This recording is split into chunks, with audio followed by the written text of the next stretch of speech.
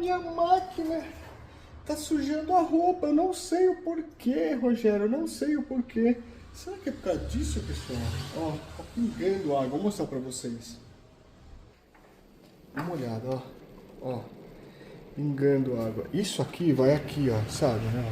Opa, olha que imagem bonitinha, né? Pra quem adora colocar sabão na lave-seca e não sabe por que a máquina chega sujeira até aqui em cima, né? Dá uma olhada, pessoal. Que dó, né? Que dó. Lógico, você fez por querer? Fiz por querer. Por isso que a gente está lançando um sabão já com menos espuma para lave-seca, uma coisa própria nossa, tá? Um desenvolvimento nosso, bem legal. E tá aí, ó. Você viu qual que é o problema? Vamos abrir mais uma vez, um pouquinho? Dá uma olhada lá. Ó, dá dó, né? Acabar com uma máquina e um funcionamento. Olha o quanto prejudica, essa espuma vai ficar aqui dentro. E para tirar isso agora, quantos enxágues precisa? Quantas vezes você vai precisar enxaguar essa máquina? Quantas vezes você vai precisar tirar esse todo excesso? E isso aqui vai vir com fiapo de roupa. Vai entupir o duto, vai entupir o ventilador, vai entupir tudo. Ó, caindo em cima do motor.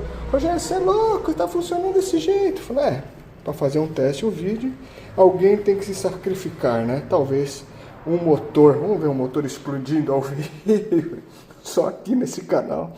Você pode ver esses testes extremos aqui.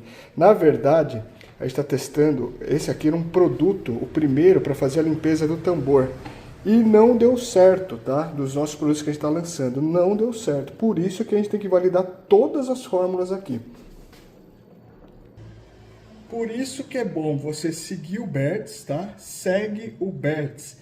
Compartilha esse vídeo e mostra para o seu amigo, para sua amiga. Eu compartilhar duas setinhas, uma assim e outra assim. Reposta esse vídeo na sua rede social e fala. E aí, espuminha limpa ou acaba com a sua máquina? Em breve, produtos de limpeza do Bertz. E tá aqui, ó.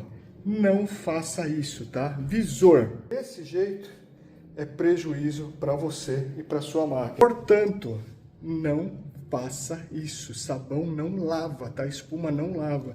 Espuma só destrói a tua lavadora, seja ela qual for. Mais uma vez, segue, compartilha e segue o Bertz.